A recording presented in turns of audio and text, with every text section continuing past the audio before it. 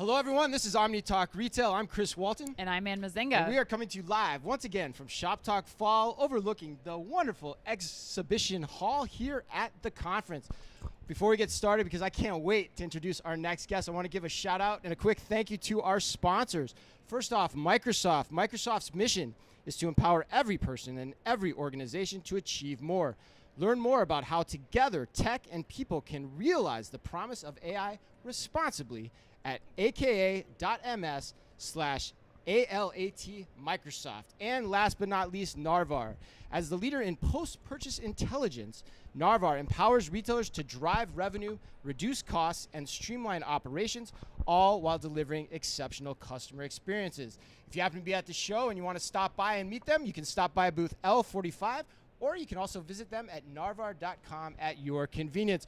All right, Anne, without further ado. Yes, let's get to it. I'm excited. So the woman standing between us is Denise Incandela, the EVP of the fashion division at Walmart U.S. Denise, welcome to Omni Talk. It is a pleasure to have you. I'm so happy to be here with you both, who thank I love you. so much. Thank you. Thank you. Love your stuff. Thank you very much. Well, appreciate that. We're so excited. You just got off the stage, I and did. I was listening. I was watching our gear and listening over in the corner, but I was riveted by what you were talking about. But let's start, before we dig into that conversation, with just getting a little bit of an understanding about your role at Walmart. Yes. So I oversee the fashion division at Walmart, which includes our 4,000 stores as well as our online business. Really excited because we're going through a massive transformation. Oh my gosh, I'll say. It's really exciting. And so your background is interesting, particularly because you're in charge of all of fashion at Walmart, which is a new emerging space, it feels like, for Walmart. But Yes, where did it you is. come from, and why were you uniquely qualified for this position? Well, I wouldn't say I'm uniquely qualified, although I appreciate that. But my background is a little bit unusual in that I started out in investment banking Shut the in New front York. door. Yes, I did. And then I got my MBA. And then I went to McKinsey, Oh my which is God. a management consulting firm. And after many years of serving the fashion industry, landed at Saks Fifth Avenue.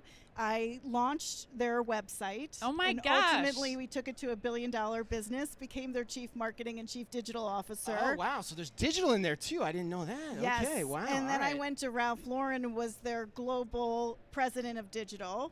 Okay. And so, and then went from Ralph Lauren to Walmart. So, Denise, how does one go from being an investment banker and then a consultant, which are both pretty left-brain Yes. activities, Yes. to being immersed in fashion and high Yes. fashion too? Like, that's more of a right-brain activity. Yes. So how did you manage that? Besides wearing like fabulous suits, Oh, and thank like you. I'm sure I'm that's wearing Walmart clothes, by the way. Oh my God! wow. Yes, All of right, course. all right. I'm Wow. gonna need to like find out all the Nice. details of the outfit. But Yeah. continue. Yes. Well, I am. I don't know if I'm born left-brained and grew to the right-brained, right. or the opposite, Yeah. or just maybe both. But Right. I have always been an analytical thinker. I do think as a retailer, you need to have the left part of the brain as well as the right part of the brain. Yeah. I love fashion. Yeah. And so I worked at McKinsey and I was serving fashion companies, I just gravitated. I had, insurance companies and fashion. And which one do you think? I'm gonna go I for the wanted? latter. Right. Yeah. It was Yeah. like, I think I'll do Pretty the easy fashion. to portion your time Yeah. on that one. And Yeah. so I loved it. And at what point I was, looking at new opportunities, and this opportunity of Walmart came up. And I'd been in luxury for a very long time, almost 20 years. And my mentor, who was the former CEO of Saks Fifth Avenue, Steve Sadoff, said to me, Oh, right. because I was kind of dismissive about it, and I said, I'm a luxury girl. And he's like, wait a second. In the end, it's going to be down to two players, and Walmart is going to be one of them. And you can either read about it in WWD or hear about it on your podcast, or you can be a part of it. Yeah. And I know you, and you're going to want to be a part of it. So I took the opportunity, and it's been an extraordinary 7 years of driving Wow. transformation at Walmart. Okay, so let's put your money where your mouth is then on Yes. that too. So Okay. like, how is your strategy attempting to transform Walmart's fashion business? What Yeah. can you tell us about that? Yeah. So it's, first of all, it's about bringing the right talent on board. And so we have brought extraordinary talent from amazing fashion retailers all throughout the country, from luxury to mass. And it's all because of we have the right talent that we're able to drive this strategy. We are focused on 3 things. One, overhauling, elevating, expanding the assortment. Yeah. And really taking fashion seriously. We've been in the socks and underwear and denim and tees business for a long time. Yeah. Did a brilliant job at that. We were the #1 apparel retailer, but we weren't winning in fashion. We were losing market share. Yeah. So beyond basics, kind of? We could not just win in basics. Yeah. And what we found, and this is maybe a little bit of my McKinsey background, like when we first got That's there, okay. Yeah. it Yeah. was like, let's do the research. And what we found was 80% of our Walmart customer spend was in higher average unit retails than we sold. Oh, interesting. And so what we realized is we weren't servicing our customer's closet. And so there's a gap. there was a gap. And so we have expanded. We're still like obsessed with providing extraordinary value at opening price point because we take our role with that customer, the budget customer, very seriously. But there's another huge part of customers that are shopping in our Walmart stores that we were not servicing their closet. And so that entailed expanding national brands. We've brought on thousands of national brands, anchoring them in our store like Reebok and Jessica Simpson and USPA and Chaps, and then building out new elevated private brands like Scoop and Free Assembly. Thank you for reminding me. No, I mean, I've been tracking it, Denise. I'm on. I'm like got my name on the waiting list for the Fashion Week events, I Denise. love it. Like, let's go. Free Assembly and Sophia Jeans, and then really overhauling our opening price point brands. We've got over 14 of them. 6 of them are $1 billion or bigger. 4 of them are $2 billion or bigger. Hiring design teams in New York City, which are moving us from labels, which are really just a bunch of items, to real cohesive brands with brand DNA and a voice and a purpose and a customer target. And that's been the transformation on the assortment side.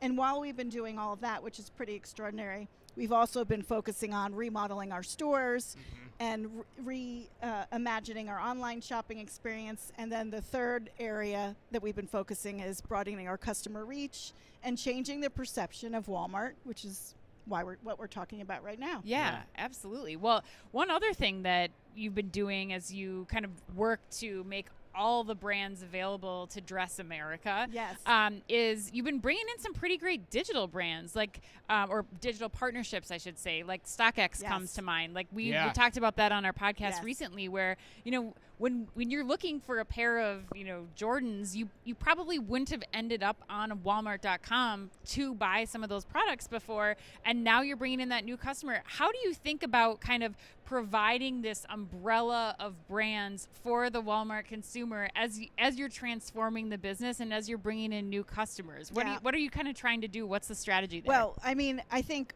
the reality is our customer's America, and we want to have an endless aisle of assortment. And so there's the brands that we buy that are both in our stores and online in 1P, like was what we would call it. And then there's our marketplace brands, where we can go well beyond that. And StockX is a great example of a brand where there's so much excitement and there's a coolness factor, and that's and as well as like Michael Kors, we sell Chanel handbags used. Yes, we I know, sell it's everything. crazy. Coach handbags, like you things that I've told people so many times, like go to Walmart and type in handbags and you will be shocked at what you see. Yeah, it's unbelievable. And that's our goal. It's like we want to be like we have 140 million people who visit our stores and e-commerce website every week. Wow. My whole life working in fashion, it was always about getting the traffic. Like I just obsessed about traffic. Now we have the traffic. What we need to build and what we've been working on is building credible fashion destination, which has the highest margin in the box on top of this traffic. And providing an assortment that our customers can enable. We want to be their #1 destination for fashion. In order to do that, we have to have the assortment that they're looking for. And my takeaway from this too, and I can tell you're steeped in digital in your background, because my take from what you're saying is you're going to let the customers decide what your digital assortment is. Yes, right? You're going to showcase whatever you can, and you're going to let them ultimately decide, which is not something that everyone always understands, that's how digital works. It affords you that ability, right? I will say you could take that a little bit more and maybe because of my digital background, we also let the customer decide what's in the stores. Okay. And How so? And so like everything we do is tested. So we have 4,000 doors with fashion. We'll take 50 doors and we'll say, okay, brand, you want to be in our stores? Let's first we'll put it on digital to get a sense of what the demand is on digital. And then we'll put it in 50 stores and get a sense of how it resonates there. And that will really help us understand, because when we make a mistake at our size, it's billions of dollars. Yeah, so we want to make sure that we test everything. And that's enabled the customer to have a big voice in how we build our assortment. Got it. So I'm guessing, Denise, then you have a Chevron process map on a PowerPoint somewhere, given your McKinsey background, of exactly how long that process Waterfalls, takes and whatever's going on, like right? everything. Yeah. I got it all. 100%. I can take 100%. you through it after this. I bet. No, but that's the way to do it. That's Take the it thing. very Yeah, there's seriously. so many great opportunities you can take advantage of from that approach. Yeah, and measure everything. Right. Relentlessly measure everything. Right, and you get a good statistical understanding of what's going to work next year. Because it's not what we lead times want. are long. We're here for the customer. Yeah, it's what they want. Right. Okay, so I want to ask you, I want to make you double click into something a little bit more. You said you're doing things in store to drive the brand perception again, and you're also doing some things online. Can you tell us what those are? You mean to change the brand perception? More specifics. Yeah. So there's so much.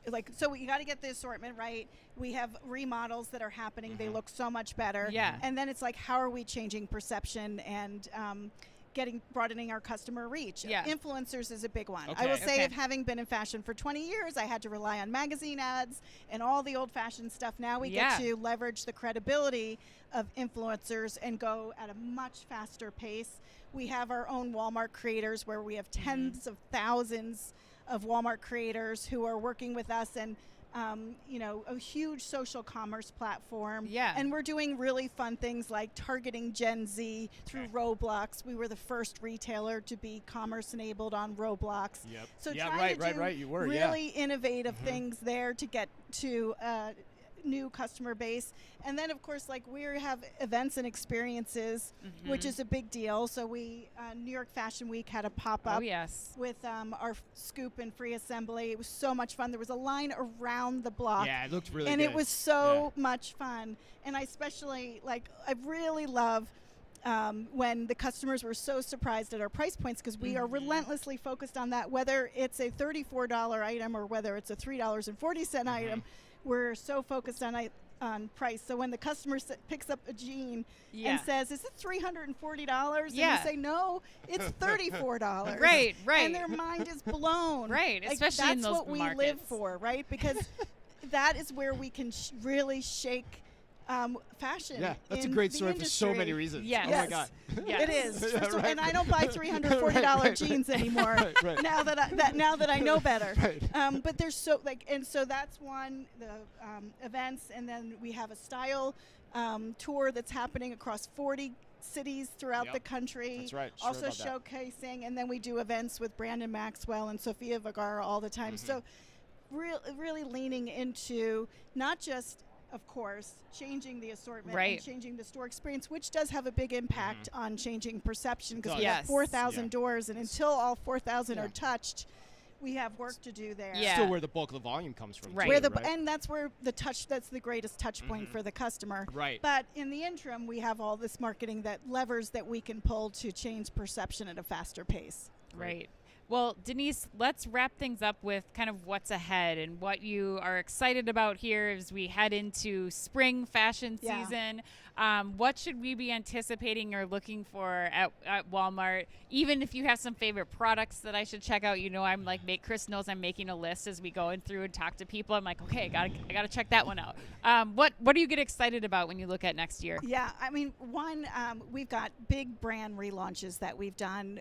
We had an Intimates brand relaunch. Most recently, we had our Gen Z. You have to say the name, because your daughter's... It's called Joy Spun, but it was formerly known as Secret Treasures, which my daughter said was inappropriate. Oh my God, I loved that. Denise said that on stage, and I was up here like howling. I was laughing it's an so hard. Intimates brand called Secret Treasures. Yes. Yeah. Anyway, it's very cool now. And it's very much reflective of what Yes. the generation is looking in body Exactly. positivity and inclusivity, etc.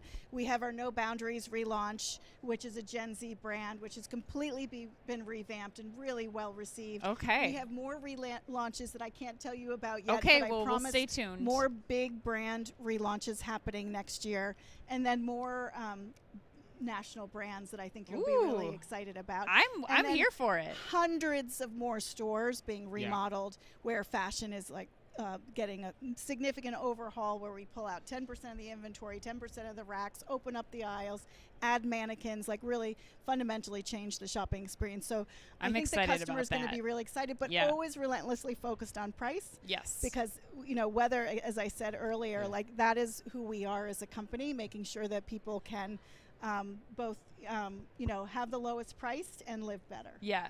Denise, I want to ask you too. You just made me think of something. I'm curious. You've been in the role 7 years. Yes. This month is my anniversary. Okay. Oh wow! Congrats. Yes, thank you. What percent of the ultimate task that you think you were tapped to do have you completed? Like on this journey, like where are you on this journey? Great question. So no matter when you ask me that question, I'll say 10%. 10%. Really? Yeah. Why? Because That's I always great. feel like So the good. bar just continues to go up and up and up. And Because so retail's always evolving. yeah, Mhm. and so if you ever think you're 90% of the way through, I don't know. That's not how my brain works. And so I would say that on the assortment side, we've made a lot more progress, but we still have much more to do. On the store remodel side, we have over 600 out of 4,000. It will be, hundreds more by the end of the year, but still we have 4,000 to go. Right. And on the changing perception side, making progress, but so much more to do. So 10% is my stake in the ground. And when we talk next year and the year after that and the year after Say that, the same thing. it'll be the same. Oh my That's God. freaking great. God, I love that answer. Oh my God. All right. Well, thank you so much, Denise Incandela of Walmart. Thank you so much for being with us. This so was happy to be with fabulous. you. I You guys Yes. are so fun. absolutely love this. This is such a great I'm interview. so glad. I'm so glad you had time to stop by. Yeah. Yes. That last comment was so wonderful. All right. We got a few more interviews coming your way. We're going to be here all day. Thanks to our sponsors again, Microsoft and Narvar, for helping us out to provide you these great interviews with folks like Denise. And until next time, Anne. Be careful out there.